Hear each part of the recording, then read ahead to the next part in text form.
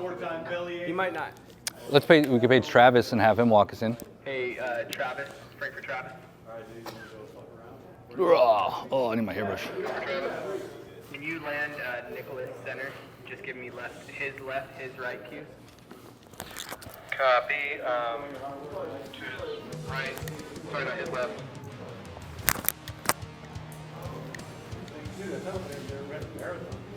Am I regrabbing? Okay, a little more stage left. Left, stage left, the way you went. This way? Yeah, do like 6 more inches. Sorry, he doesn't know what 6 inches is. We're going to need centimeters. Millimeters, please. Time needs to start. Okay. Exactly. Gotcha. So we're just pushing doors, that's it. Everything else stays on schedule. What was the question about Baby Huey? Yeah, Baby Huey. So is that Baby Huey, 620. I mean, if we're a minute late, a minute early, that's fine. Since this is a hard start, the music video will just lead right into Baby Huey, so they'll just flow naturally. Say it again? So once the music video is... Are you going to do the drum on stage? Yes. Okay, can I talk to you about it? Cool. And to write the name. So I'm all the way over here, so I can see it. I could probably see it. The sign's upstairs. If we want to page a PA, they'll bring it down for us, but... Check, 1, 2, check. Check. Check, 1, 2, check. Check. We'll wait till the sign comes. I can see you. So, oh, my headset. Have her hold on to those. Yeah. I'll take the tape though. Thank you. Hey.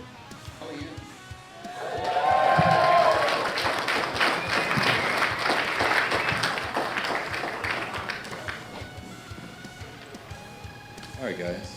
So coming up next to the stage is the Boys in Trauma. So let's give them a warm welcome. All right, here they are. Let's give it up for them one more time. Welcome to the stage, Tiger Lady.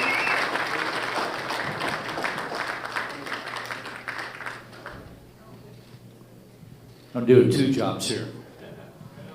Yeah, this is Mike Overton, everybody, of Trauma. I'd love to just let you know he is not only a member of Trauma, he is a part of Cliff Burton Day. He's been working with us for since day one of this year. He's also running the sound, so we thank you, Mike, for your hard work. Yeah, it's, man, I've just got to say the positivity in this room of this celebration is just amazing. You know, listen to Mike online talk last couple of years about how Cliff is just, I mean, it's just big. It's too big. You can't explain it. And when you have something like that, so positive, so spiritual, there's just so much to it, and it's hard to, so very, very proud to be a part of this, very proud to put work into it and help out making sure that this was all good for all of you to enjoy. If you indulge me, I got to do a couple of shout outs, if you don't mind. First off, Casey, thank you so much for being part of this, putting it together, and we want to put our prayers for Jesse to continue healing from his heart surgery. So we'll put that out there. My sister Connie here, who has been working hard to keep this alive as well too, and talking with all of you online on Facebook, and just an amazing sister of an amazing brother. So thank you, Connie. And there's some people like Connie. There's a few Cliff Burton pages on Facebook and stuff. Sev, who's in France, on the Cliff 'em All page. I just give her a shout out. And Lisa Ernest O'Connor, who handles a Cliff Burton family page. She's always constantly posting. Muriel Levy, and then even we were talking about around the world, a gentleman named Marjan Bajic from Croatia, who is very much a fan of Cliff and stuff like that. So I just want to do a shout out to those, thank you. And then thank you all for being here. This is just amazing. It's been I'm sitting over there doing the sound, and it's just amazing just to sit there, and I have to remember that I'm supposed to do a job over there too, so it's really hard. But enough of that, enough of the shout outs. I asked Nick to edit a little video for us. Do you think you'd like to hear another Cliff solo? Really? I mean, come on. You want to hear another Cliff solo? All right, that's more like it. So before we get into our little our stories and stuff like that, and Sharon and with these two great guys right here, let's roll that video.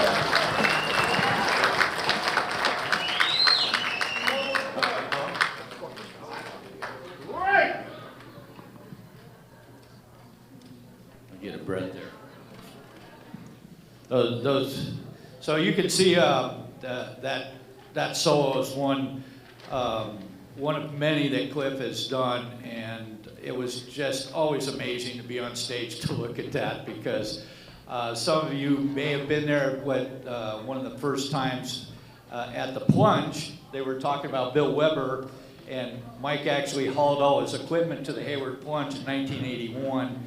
And I remember the picture of the Chevy, the beige Chevy. Fell out and broke the street. Yeah. And I don't know how you got that thing in that trunk of that car, but he made it to the gig. And that was one of the first times Cliff did a solo with Bill Weber's Echoplex. And so it was Shout out to Bill Weber. he had borrowed it for that day, and I was like, what the heck is that, Cliff? Oh, you gotta hear this thing. So he does solos. So that was a song that was written basically to let the members of the band kind of show off their talents. And when Cliff showed off his, it was just, oh my gosh, you know that. I don't have to tell you anymore. You've seen numerous solos, and it's just an amazing talent. And so a little backstory to this video is we had fired our manager, and we were searching for new management at the time. And our manager moved to LA, said, hey, I want to do a video of you guys. And then, you know, if I get you signed to a record company, you can have me back as manager. Well, yeah, right. We fired him for a reason. So we decided to do it. Then he tried to get us to glam out, have us wear all this. And if you notice, Cliff, it may have been in black, but those were black bell bottoms. So that was the only thing that he told our manager is like, I'm not changing, but I may change colors, and that's about it. So he's got a black shirt with a black pair of bell bottoms on, and with the famous necklace too he has right there. But so we tried. The manager wanted to record it live. I said, "What are we recording live? Let's record first, do a video." And I'm going to try and make this short and sweet. So he messed up the audio. So we've been recording video all day. And it comes back and it says the guitars are no good. There's a part on the drums no good. Who doesn't have to repeat their solo? So if you want to talk about bass solo take one, there's one of the first examples ever of it right there. And so we were at a recording studio and redoing all our tracks. I don't know if you noticed, but you could hear during my little spiel two different guitars. And that was because they were out balanced and the mix was all messed up. So we're in there recording. And I got very upset at the ex-manager, went after him, they were holding me back. Well, that night, and I'm a pretty mild-mannered guy for me to go after somebody, but that night, and the story, a lot of people think the story goes a different way, but Lars and James were brought to the studio by a friend that had met our manager down there, Patrick Scott in Minnesota. How you doing, Patrick? Patrick's a great guy. He's been a very big part of the Metallica family at the start. But he brought Lars and James to that recording studio in Anaheim that night. And so I'm sitting there screaming and yelling at the manager, and I look over and Cliff's having a nice conversation with these guys. We have a kegger, we're having a party, celebrating food, kegger, and we're in there recording. And I was like, man, I'm sitting there going, why is he yelling at the manager? And I'm looking over and Cliff's talking to these two guys. And I was like, so I go down and Patrick introduces us and I'm shake hands and stuff like that. And then George says something smart and I get mad at him. But that was the first time, what I believe is when Cliff started telling them about, you gotta be up in San Francisco. And I think James and Lars got so mad, they left the spigot on our kegger on and started draining the beer, so we come out. George told me about it. I completely forgot about this, but we come back to the room and our beer's draining out all over the place. So before they were trashing hotel rooms or backstage at the Coliseum, they were messing up the Anaheim recording studio. But Cliff was there to hang out and support us. That's the way he is. He's always supportive, very right there. He didn't have to be there, but he was there because he was part of the band. And but like I said, he didn't have to record his parts over again. We had to. And that was kind of a trying night. But that was just so everybody knows, that was just like the first night that Cliff really had a conversation with James and Lars and Patrick Scott, who had brought him that night just to hang out. And we had, they were nice. We had a good conversation. There was no animosity or anything like that. But I would just share that with you. That was part of the backstory of this video. And I think I've talked long enough, and I'm going to pass it over to George Lady, guitar player. Good evening, everybody. So I got a question. You guys talked about Audrey. You're talking about Cliff Burton's girlfriend, Audrey, right? Did you know that we had a band together? Yeah, so it was me, Audrey, this guy named Mark on drums, and we hired some guy from Fremont to do things that we wrote 3 original songs that I wrote, and we actually played at the fairgrounds with, I don't know if it was Nightwing then. Yeah, with Johnny Gorilla. We actually did a live gig, man. You know, she actually was pretty good. I said, Audrey, where'd you learn all that stuff? Well, of course. You know, and he was, huh? Yeah, she played bass, yeah. Did pretty good. Little Audrey, yeah. Well, she had a good teacher, though, which was Cliff, Right, correct? yeah. She said, oh, he was teaching me almost every day. I said, oh, well, okay, that kind of explains it. You know. So, all right, so if we go back to the Judd's barn, okay, now. Judd's here tonight, too. Now, me and Jim Schaefer, we did kegger parties together. He's the drummer, Jimmy Schaefer. And we did all the kegger parties in Hayward. Every Friday night, we get a phone call, Saturday, hey, man, could you guys come and jam? And we did. And it started to get to the point where it'd be really nice to have a bass player, you know. But, you know, our music, it was like I was just turning copy songs like Scorpions and Black Sabbath stuff upside down just so we could jam it. We didn't learn anything. But we played, man. We loved it. We played for hours. So he said, well, I know this guy, Cliff.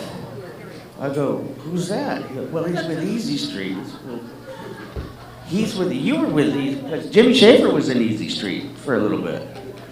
I said, if he's with Easy Street, why would you bother him, you know? Why even call him? But somehow he gets Cliff interested in a jam, and this jam was not at Judd's barn. This is at Judd's house, his mom's house. It was either a house or an apartment. Real small room. Cliff had that Sun amp with that Sun head. First time I ever jammed with Cliff, and I was like, hey, this is really fun. Because the guy could play.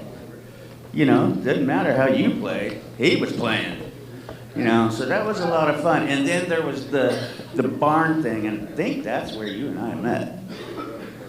So me and Jimmy and Cliff are jamming at the barn. That's when I first learned about Ride the Lightning. You know, the story he tells with his sister. He wrote this song, Ride the Lightning. I thought that was the coolest title for a song, like on Earth, right? Ride the Lightning, come on. And it was just fun, you know, and we jammed. So that was the barn. How you even showed up with a Marshall stack and an Ibanez Iceman at some random, do you even remember how?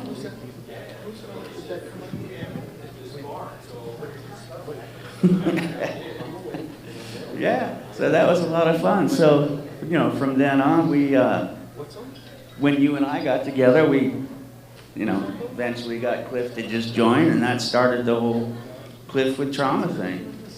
And what a fun guy to play with, man. Rest in peace, baby. Well,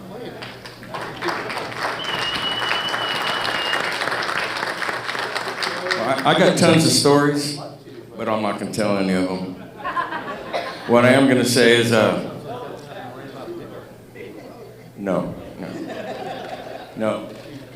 What I will say is, Cliff's memory lives on in so many people, younger and older.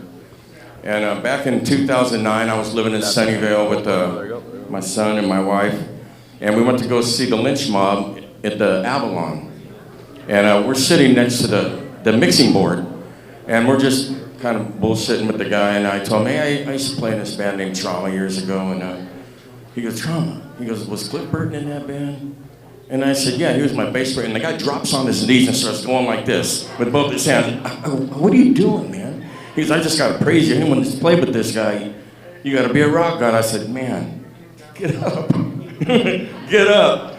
And I just proceeded to drink my beer, and I kind of shoved a little farther away from the soundboard. And it's like people know him, all generations and ages, you know, from young to old. You know, I'm 65 years old, and I still get teenagers come up to me if they see me. I was at the restaurant in McHenry Village, the Italian restaurant in there, and Verona's, and I'm wearing a Metallica shirt. It's tattered, it's got a hole over here on the side, and I'm in there with my family having dinner. And some guy comes up and says, yeah, man, I like your shirt. And I said, yeah, I used to play with the guy that was in Metallica. He goes, who is that? Cliff Burton. And he immediately comes up next to me, puts his arms around me, and says, somebody please take a selfie with me. Yes.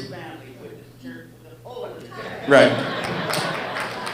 And that whole story, that's all you get out of that. Thanks, George. Thanks, George. Anyhow, that's all I'm going to say. You know, the guy's a legend, and he's always going to live on in my heart, and I'm sure everybody here's heart and everybody else's mind. And happy birthday, Cliff. Mr. Steve Gately. Well, I'm actually the non-musician here. I was the roadie, what do you call it, road manager. Met George. Well, the roadie, yeah. I had a truck. I had a pickup truck. So, yeah, me and Cool. Met George, invited me over across the street to practice, and that was really it. I was at every practice, and always just glued. And it wasn't just practice. We'd show up in the parking lot. Cliff would show up. If his Volkswagen wagon was running, he'd show up, come over, walk next door to the House of Liquors, and he'd always come back with a couple beers. He'd always read the labels. It's like he knew he was going. He knew he was going places. The guy, reading stuff in Germany and these places, and but the practices were amazing. My family says I've had like a Forrest Gump kind of life. And I have. I've been around a lot of amazing stuff, and one of the best things was being friends with these guys, being allowed into that circle, and through it, just some of the things like when we're talking about the being down in LA for this stuff, and then didn't you have a Dodge van or something? And we were coming back on Highway 5 one night on the way back, and Cliff and I were in the back behind a bunch of amps and stuff, and he says, "You still got that cassette player?" And I'm like, "Yeah." You know, at the time they're like this big. And he pulled out of his jean jacket a clear cassette tape that had handwritten Metallica on it and said, "Those guys gave me a tape. Let's listen to it." And there was 2 songs on it. And I literally took a little stainless steel thing, goes over your head. We each had a speaker, listening to it. And he goes, "I think it's really cool." It's like, wow, yeah. And I was really scared. I didn't want to like leave the band or anything. But a couple weeks later, he was telling me it'll never happen. I told him they had to move to NorCal. They're never going to do it. And then a couple weeks later, he called me one night and said, "Hey, my Volkswagen's broke down. I want to go to a show over in the city." I'm like, I think it's like a Thursday night. And I think it was in like a comedy club. It was small and had a small stage. And he told me on the way there it was Metallica. And they were coming up just so he could see them play live. And we went to this club, and I think there was about 7 or 8 people in there. They did like a 6-song set, and that was really it. Another week later, he borrowed my truck to go to a practice with him. So, but one thing really strikes me, and it kind of goes off what everybody else said. When I met him, I was 21 years old, met you guys. I'd never met anybody in my life that was so solid and just unapologetically him. And it was like intimidating at times, and it was a ride of a life at times. His humor, everything, just amazing, and I'm real thankful for it, and thankful for being here. Thank you, everybody.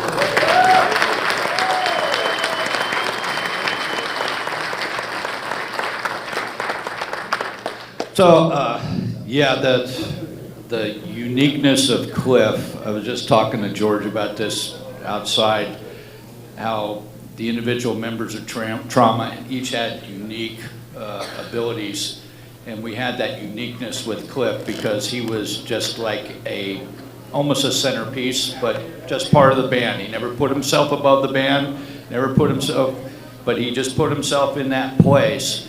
And, you know, I hate to say this, but I think, you know, when he moved from Trauma to Metallica, it just opened, it just like blossomed that uniqueness out. We, you know, even Cliff and I had this discussion how it was a little, maybe my songwriting and our songwriting was a little restrictive for him, but that uniqueness went, and my stage buddy went from next to me over next to James. And I think Mike pointed that out, how James was looking in the video at Cliff and just like doing his fingers like that. It was just And he made everybody better. Yeah. Everybody. Oh, yeah. And that was a gift to all of us. And it's just a blessing to be his stage buddy. And so I thank you all for being here. I want to do one more special shout out. We have a young lady here that came all the way from Brazil just to be here to celebrate. It's Christiane Braga right here. Just a beautiful young lady that we talked online. Thank you for being here.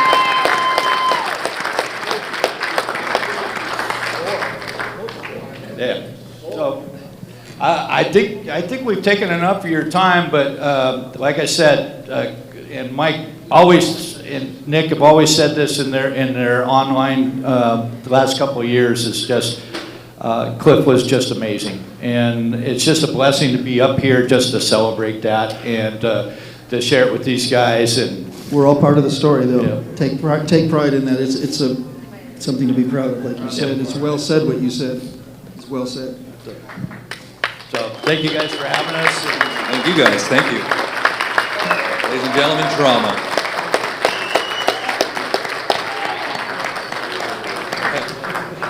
Mike says he has to go back to work now. So up next, I'd like to welcome